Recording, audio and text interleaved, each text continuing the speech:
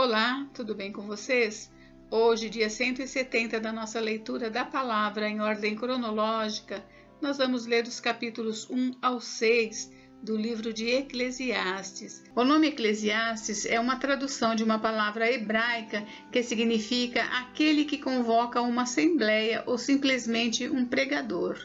Pouco se sabe a respeito do autor de Eclesiastes, além da descrição que ele dá de si mesmo como pregador, filho de Davi, rei em Jerusalém. Ou seja, alguns versículos dão a entender que Salomão escreveu este livro, e alguns indícios no contexto podem sugerir que uma outra pessoa escreveu o livro após a morte de Salomão, possivelmente centenas de anos mais tarde. Ainda assim, a crença convencional é que o autor era, na verdade, Salomão. Não está claro quando e onde esse livro foi escrito. O reinado de Salomão como rei de Israel durou de cerca de 970 a.C. até 930 a.C. O livro de Eclesiastes foi provavelmente escrito no final do seu reinado, em aproximadamente 935 a.C. Eclesiastes é um livro que revela a depressão que inevitavelmente resulta da procura da felicidade em coisas mundanas. Ao longo desse livro, o pregador apresenta uma série de perguntas em busca do propósito da vida. Suas perguntas e conclusões ilustram a sua própria jornada ao buscar entender por que estamos aqui na Terra. Este livro nos dá a oportunidade de ver o mundo através dos olhos de uma pessoa que, apesar de muito sábio, está tentando encontrar sentido em coisas humanas e temporárias. Quase todas as formas de prazer mundano são exploradas pelo pregador e nenhuma delas lhe dá sentido algum. No final, o pregador chega a aceitar que a fé em Deus é a única maneira de encontrar um significado pessoal. Ele decide aceitar o fato de que a vida é breve e, no fim das contas, inútil sem Deus. Ele nos aconselha a nos concentrar em um Deus eterno, em vez de prazer temporário. Duas frases são repetidas muitas vezes em Eclesiastes. A palavra traduzida como vaidade aparece muitas vezes e é usada para enfatizar a natureza temporária das coisas mundanas. No fim das contas, mesmo as conquistas humanas mais impressionantes serão deixadas para trás. A expressão debaixo do sol ocorre 28 vezes e refere-se ao mundo mortal. Os ensinamentos deste livro parecem ser dirigidos às pessoas que não acreditam em Deus ou que, pelo menos, ainda não assumiram totalmente um compromisso com Ele. O pregador apresenta perguntas e afirmações com as quais muitas dessas pessoas tendem a concordar, mas depois as ajuda a ver quanto propósito e sentido podemos enxergar na vida ao procurarmos viver segundo a vontade de Deus. Eclesiastes nos oferece a oportunidade de compreender o vazio e o desespero com os quais aqueles que não conhecem a Deus têm que lidar. O mundo debaixo do sol, longe de Deus, é frustrante, cruel, injusto, breve e total vaidade. Vamos à leitura? Capítulo 1. Tudo é vaidade. Palavras do pregador, filho de Davi, rei de Jerusalém. Vaidade de vaidades, diz o pregador, vaidade de vaidades, tudo é vaidade. Que proveito alguém tem de todo o seu trabalho com que se afadiga debaixo do sol? Geração vai, geração vem, mas a terra permanece para sempre. O sol se levanta e o sol se põe e volta ao seu lugar onde nasce de novo. O vento vai para o sul e faz o seu giro para o norte, dá voltas e mais voltas e retorna aos seus circuitos. Todos os rios correm para o mar, e o mar não se enche. Ao lugar para onde correm os rios, para lá eles voltam a correr. Todas as coisas são canseiras tais que ninguém as pode exprimir. Os olhos não se fartam de ver, nem os ouvidos se enchem de ouvir. O que foi é o que há de ser, e o que se fez, isso se tornará a fazer. Não há nada de novo debaixo do sol. Será que existe alguma coisa de que se possa dizer, veja, isto é novo? Não, já existiu em tempos passados, muito antes de nós. Já não há lembrança das coisas que se foram, e das coisas que ainda virão, também não haverá memória entre os que hão de vir depois delas. A experiência do pregador. Eu, o pregador, venho sendo rei de Israel em Jerusalém. Dediquei-me a investigar e a me informar com sabedoria a respeito de tudo o que se faz debaixo do céu, que enfadonho trabalho Deus impôs aos filhos dos homens, para com ele os afligir. Vi todas as obras que se fazem debaixo do sol, e eis que tudo é vaidade e correr atrás do vento. Aquilo que é torto não pode ser endireitado, e o que falta não pode ser contado. Eu disse a mim mesmo, eu me tornei importante e superei em sabedoria todos os que governaram em Jerusalém antes de mim. O meu coração tem tido larga experiência da sabedoria e do conhecimento.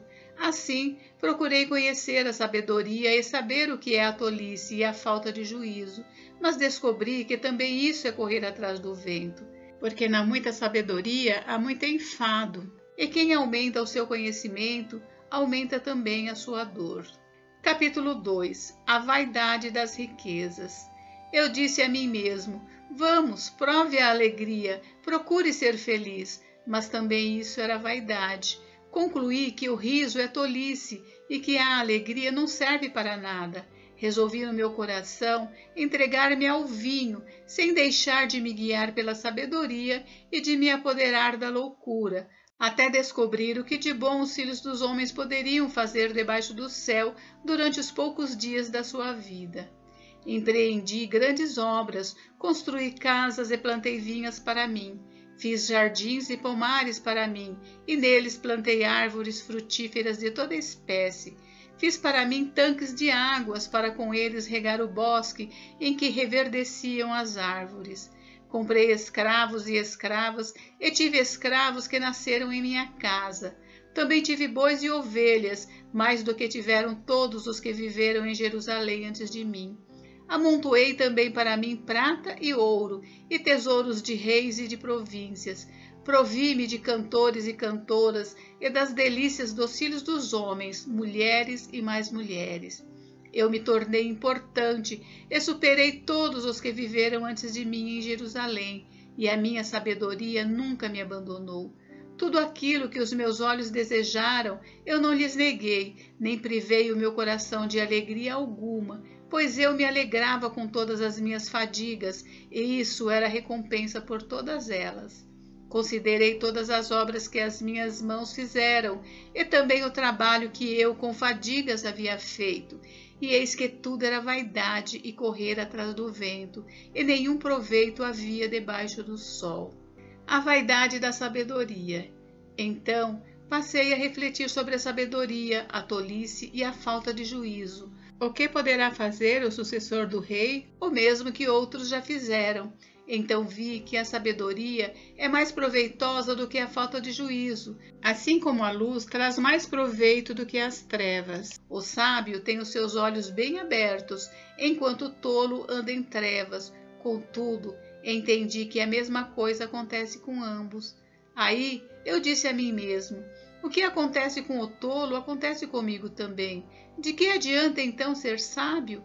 Então eu disse a mim mesmo que também isso era vaidade, pois nem o sábio nem o tolo serão lembrados para sempre, pois passados alguns dias tudo cai no esquecimento.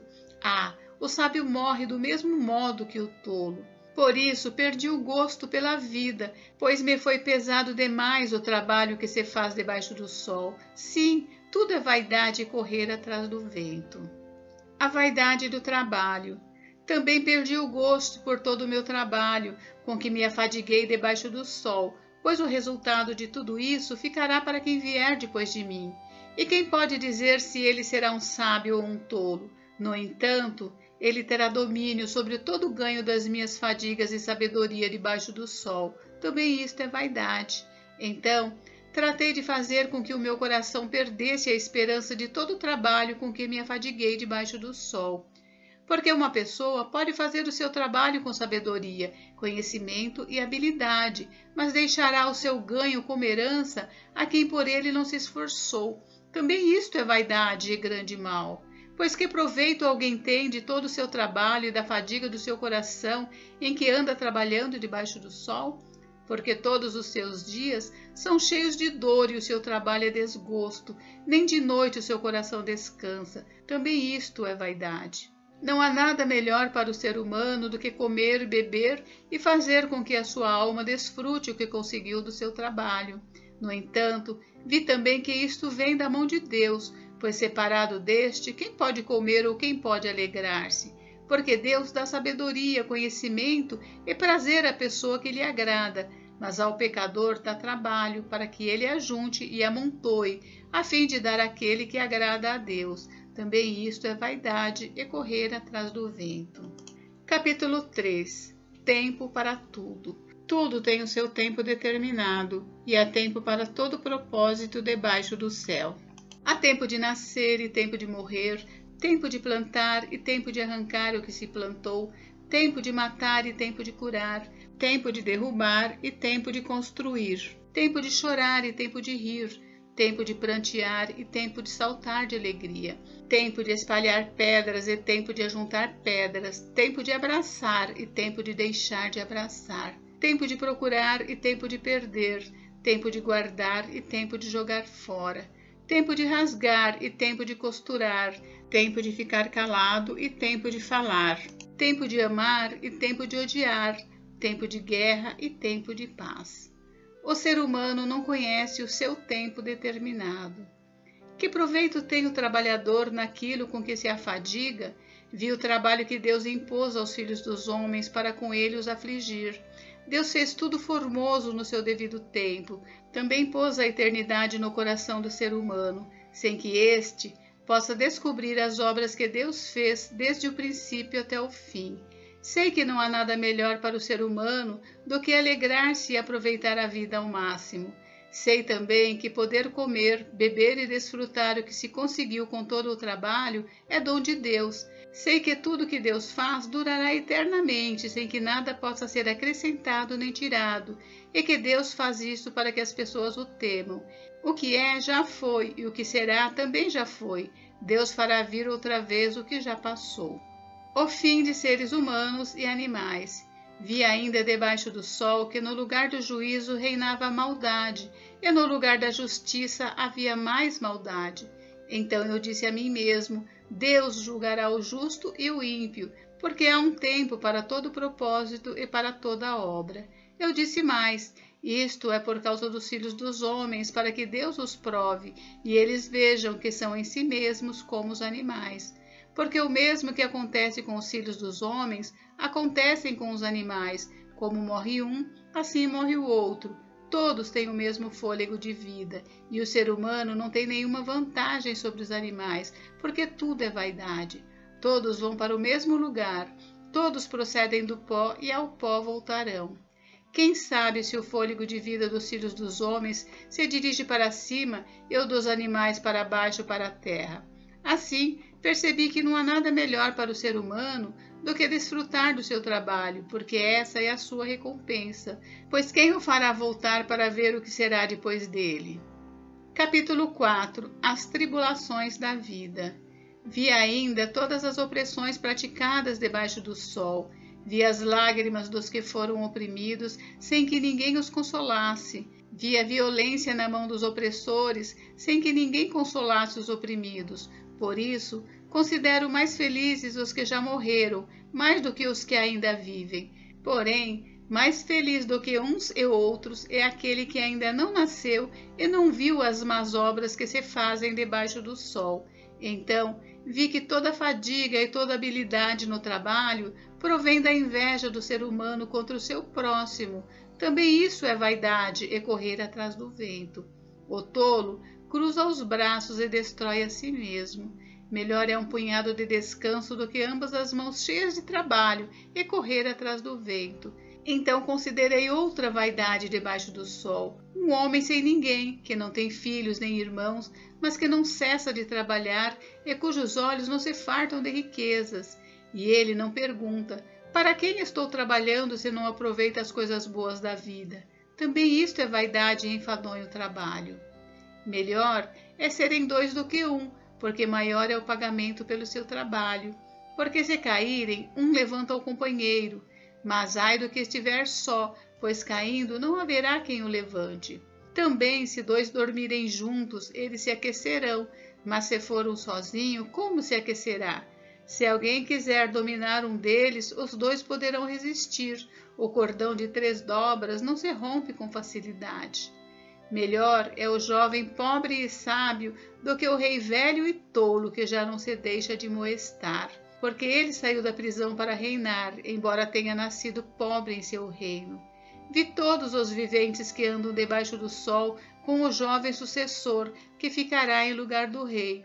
Era sem conta todo o povo que ele dominava, mas os que virão depois não estarão contentes com ele. Na verdade, também isso é vaidade e correr atrás do vento. Capítulo 5. Cuidado com os votos precipitados. Guarde o pé quando você entrar na casa de Deus. Chegar-se para ouvir é melhor do que oferecer um sacrifício de tolos, que fazem mal sem se dar conta.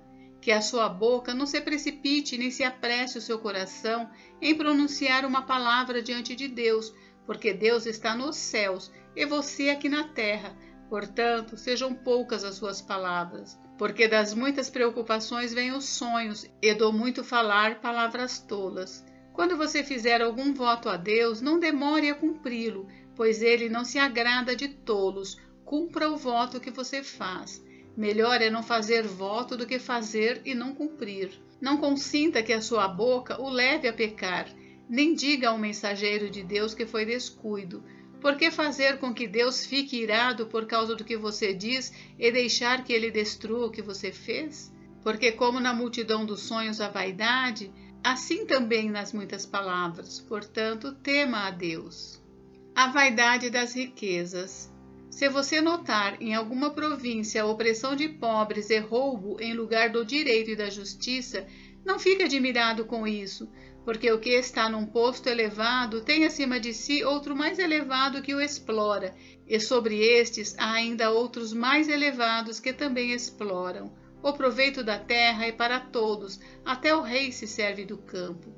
Quem ama o dinheiro jamais se fartará de dinheiro, e quem ama a abundância nunca ficará satisfeito com o que ganha. Também isto é vaidade. Onde os bens se multiplicam, também se multiplicam os que deles comem. E que proveito têm os donos, a não ser o de ver esses bens com os seus olhos? Doce é o sono do trabalhador, quer coma pouco, quer muito, mas a fartura do rico não o deixa dormir. Há um grave mal que vi debaixo do sol, as riquezas que os seus donos guardam para o seu próprio prejuízo. E se essas riquezas se perdem no mau negócio, o filho que esse homem gerou ficará de mãos vazias. Como saiu do ventre de sua mãe, a saber, nu, assim voltará, indo-se como veio, e do seu trabalho nada poderá levar consigo. Também isto é um grave mal. Precisamente como veio, assim ele vai. E que proveito terá de haver trabalhado para o vento? Em todos os seus dias comeu o seu pão nas trevas, com muito enfado, com enfermidades e indignação. Eis o que eu vi. Boa e bela coisa é comer e beber e desfrutar o que se conseguiu de todo o seu trabalho, com que se afadigou debaixo do sol durante os poucos dias da vida que Deus lhe deu, porque essa é a sua porção. Quanto àquele a quem Deus conferiu riquezas e bens, e lhe deu poder para deles comer, receber a sua porção e desfrutar do seu trabalho, isso é dom de Deus, porque não ficará pensando muito nos dias de sua vida, pois Deus lhe enche o coração de alegria. Capítulo 6. Há um mal que vi debaixo do sol e que pesa sobre a humanidade. Aquele a quem Deus conferiu riquezas, bens e honra, e nada lhe falta de tudo o que sua alma deseja, mas Deus não lhe concede que desfrute disso, ficará para um estranho. Também isso é vaidade e grande mal. Se alguém gerar 100 filhos e viver muitos anos até uma idade avançada, e se a sua alma não se fartar do bem, e além disso não tiver sepultura, digo que um aborto é mais feliz do que ele, pois o aborto vem ao mundo para nada e desaparece na calada da noite, e as trevas encobrem o seu nome. Não viu o sol, nada conhece, porém tem mais descanso do que o outro, ainda que aquele vivesse 2 vezes 1000 anos, mas não desfrutasse do bem. Por acaso, não vão todos para o mesmo lugar? Todo o trabalho do ser humano é para sua boca, contudo, seu apetite nunca se satisfaz. Pois que vantagem tem o sábio sobre o tolo, ou o pobre que sabe como sobreviver? Melhor é o que os olhos veem do que aquilo que a alma deseja. Também isto é vaidade, correr atrás do vento. Tudo o que agora existe já recebeu um nome há muito tempo. Sabe-se o que é o ser humano e que não pode enfrentar quem é mais forte do que ele. Quando aumentam as palavras, aumenta a vaidade. Qual o proveito que se tem disso? Pois quem sabe o que é bom para uma pessoa durante os poucos dias da sua vida de vaidade, os quais ela gasta como sombra? Quem poderá lhe dizer o que vai acontecer debaixo do sol depois que ela morrer? Gente, encerramos por hoje, mas amanhã tem mais. Fiquem com Deus, Deus abençoe vocês. Até amanhã.